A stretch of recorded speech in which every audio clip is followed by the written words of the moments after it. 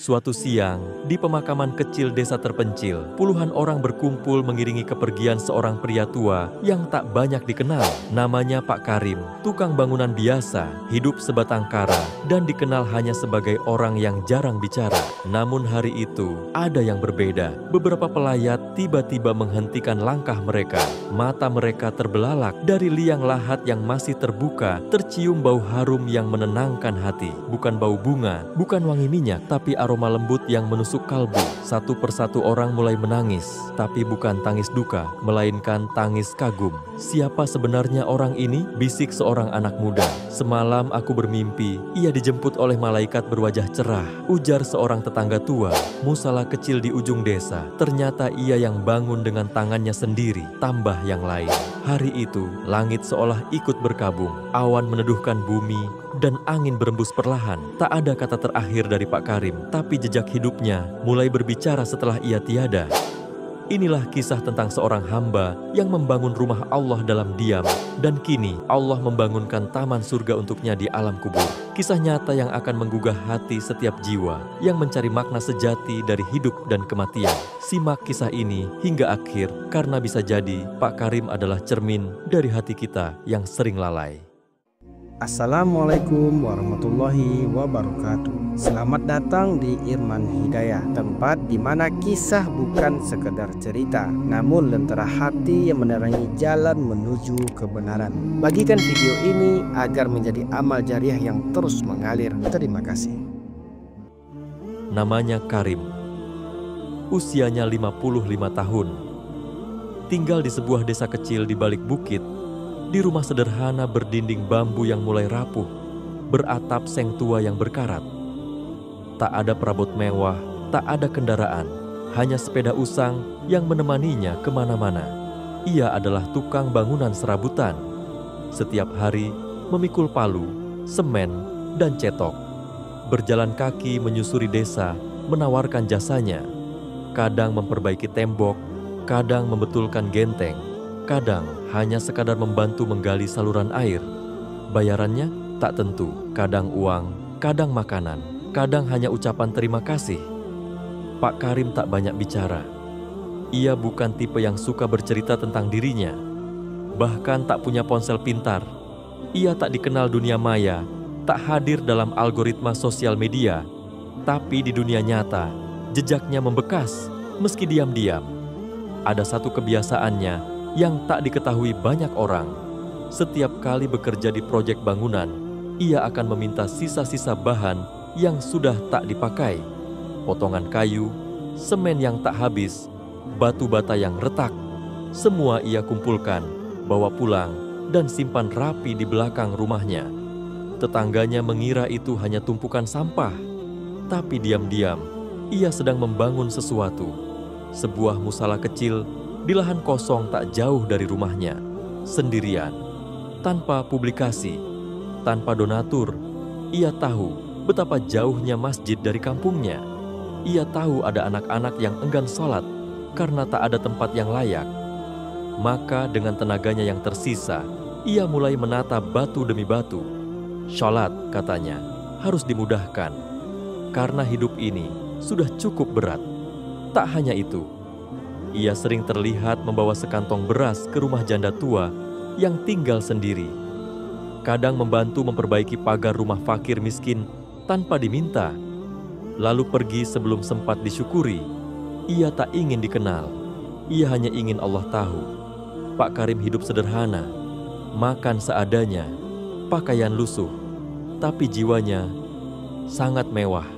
Ia tak pernah naik podium, tapi di mata Allah, amalnya mungkin menggetarkan langit. Ia tak punya banyak harta, tapi setiap hari ia menabung amal di rekening yang tak terlihat manusia. Ia tak meninggalkan kata-kata bijak, tapi ia meninggalkan jejak yang tak bisa dilupakan. Dan mungkin itulah derajat tertinggi dalam hidup, dikenal oleh langit, meski tak dikenal di bumi. Hari itu, matahari menyengat desa kecil itu seperti biasa. Pak Karim sedang memperbaiki rumah seorang janda tua bernama Mak Sari. Dinding rumahnya miring, lantainya sudah hampir amblas. Tak ada yang bisa diminta bantuan.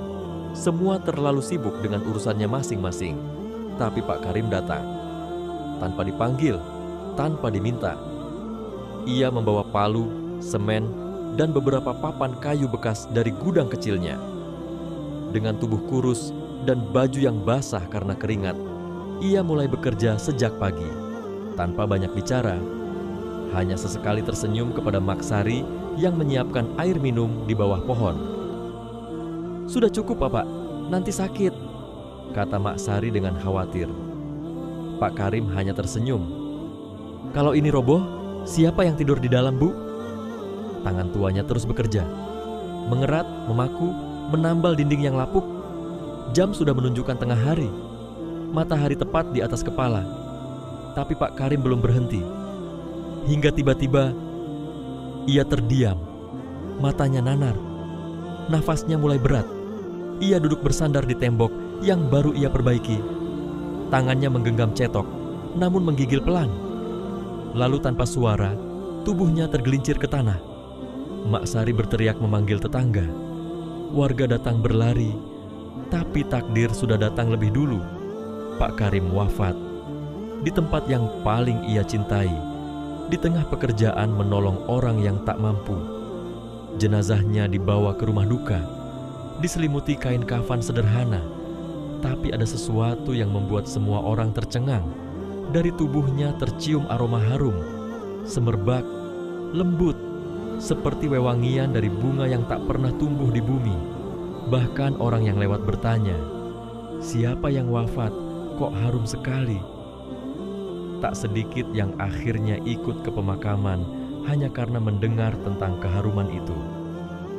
Pemakaman yang awalnya hanya untuk warga desa berubah menjadi lautan manusia. Tak sedikit pula yang meneteskan air mata, bukan karena kehilangan, tapi karena malu.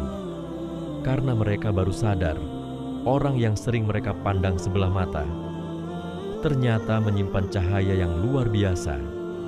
Seorang pemuda desa berkata lirih, "Aku sering melihat beliau memikul kayu sendirian. Aku kira untuk dijual, ternyata untuk membangun musala. Aku malu." Hari itu, langit seperti bersaksi atas kepergiannya. Awan berarak pelan, angin bertiup lembut, dan suara takbir mengiringi jenazahnya menuju liang lahat. Ia pergi dalam diam yang penuh cahaya, dalam pekerjaan menolong orang, dalam amal yang tersembunyi, dalam kondisi yang mencerminkan cinta Allah. Husnul khatimah bukan sekadar tentang akhir hidup, tapi tentang bagaimana Allah memperindah perpisahan dengan dunia. Dan Pak Karim telah mengukir akhir yang begitu indah. Jenazah Pak Karim telah dikebumikan, tanah merah ditimbun dengan hati-hati, doa-doa dipanjatkan penuh haru, dan para pelayat satu persatu meninggalkan pusaranya.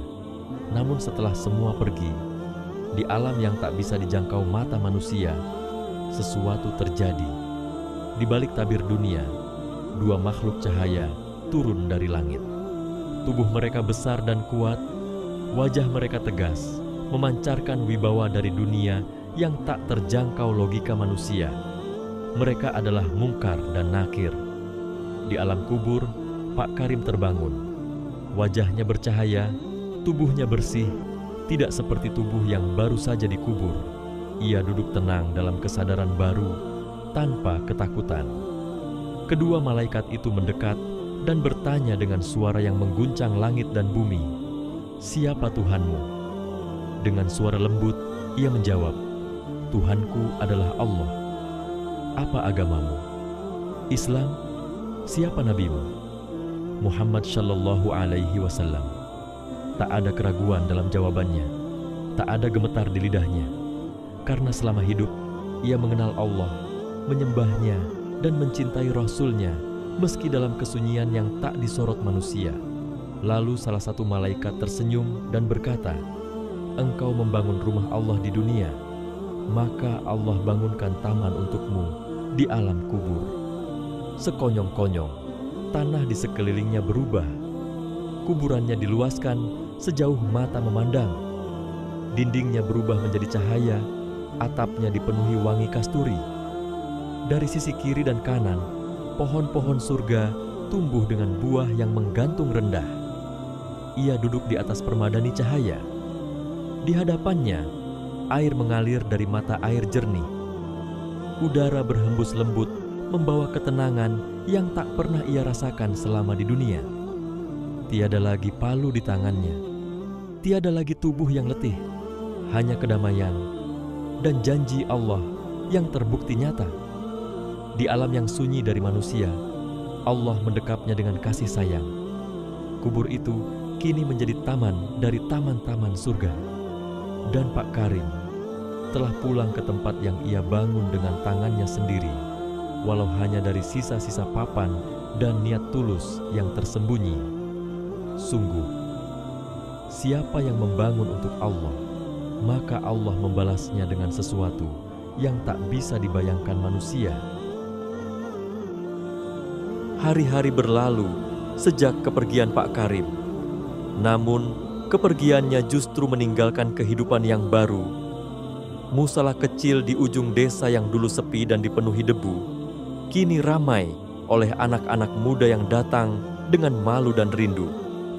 Mereka baru sadar tempat itu dibangun oleh Pak Karim dengan tangannya sendiri dari sisa papan proyek dan malam-malam yang ia korbankan diam-diam. Seorang ustadz desa yang dulu tak begitu mengenal Pak Karim menangis ketika melihat dinding musala yang ternyata masih menyimpan bekas ukiran tangannya. Orang ini, katanya lirih, lebih jujur membangun akhiratnya daripada kita yang sibuk membangun nama. Tak lama setelah itu, seorang pengusaha yang pernah dibantu oleh Pak Karim saat proyek rumahnya dulu datang dan berkata, dia membangun untuk Allah tanpa pamrih. Maka biarlah sekarang aku membalasnya. Mushola itu direnovasi total, diperluas, dicat ulang, dan diberi nama baru. Mushola Karim, hadiah untuk tukang bangunan surga. Plakat nama itu diukir dengan tangan, diletakkan di depan pintu masuk, agar setiap orang yang masuk tahu bahwa tempat ini dibangun oleh orang yang tidak dikenal manusia, tapi dikenal oleh para malaikat. Warga desa pun berubah. Yang dulu saling diam, kini saling menyapa. Yang dulu saling curiga, kini saling menolong. Semua berawal dari kematian satu orang yang semasa hidupnya tidak ingin dikenang, karena ternyata satu amal tersembunyi yang dikerjakan dengan tulus bisa mengguncang langit dan menggugah hati manusia setelahnya. Pak Karim memang sudah tiada, tapi semangatnya hidup di hati mereka. Ia pergi, tapi amalnya tetap bekerja. Ia wafat, tapi pahalanya terus mengalir. Ia diam, tapi namanya kini disebut-sebut dalam doa. Beginilah cara Allah memuliakan orang yang tak mencari pujian manusia, tapi hanya ridhonya semata. Wahai saudaraku yang mendengar kisah ini, apa yang sebenarnya kita kejar dalam hidup ini? Harta yang bisa habis? Popularitas yang cepat dilupakan? Atau jabatan yang bisa berpindah kapan saja? Lihatlah Pak Karim. Ia bukan ustadz, bukan tokoh agama, bukan orang terkenal, tapi satu bangunan kecil yang ia dirikan dengan tangan kasar dan hati yang ikhlas. Cukup untuk mengguncang langit dan memanggil rahmat Allah saat ruhnya dipanggil pulang. Dalam sebuah hadits, Rasulullah bersabda, barang siapa membangun masjid karena Allah, walau hanya sebesar sarang burung, maka Allah bangunkan baginya rumah di surga. Apalagi jika dibangun dengan susah payah, dari sisa bahan, tanpa pamrih, dan tanpa pernah mengabarkan pada siapa-siapa. Inilah amal tersembunyi. Inilah keikhlasan yang tak butuh penonton. Inilah teladan bagi kita yang mungkin selama ini terlalu sibuk ingin dilihat manusia, tapi lupa untuk dilihat oleh langit. Kematian Pak Karim menjadi teguran lembut dari Allah, bahwa bukan suara keras kita yang penting, tapi amal diam-diam yang menyentuh langit. Ia tak dikenal di bumi, tapi disambut mulia di langit. Ia tak terkenal, tapi disebut dalam doa para malaikat. Ia tukang bangunan, tapi Allah menjadikannya tukang bangunan surga. Tulis amin di kolom komentar. Semoga Allah wafatkan kita dalam keadaan husnul khatimah. Tekan like jika kisah ini menginspirasimu. Bagikan video ini agar lebih banyak saudara kita mendapatkan pelajaran berharga dan semoga menjadi amal jariyah untuk kita semua. Subscribe sekarang untuk mendukung dakwah ini dan agar kamu tidak ketinggalan kisah-kisah penuh hikmah dan makna mendalam seperti ini. Terima kasih sudah mendengarkan hingga akhir. Wassalamualaikum warahmatullahi wabarakatuh.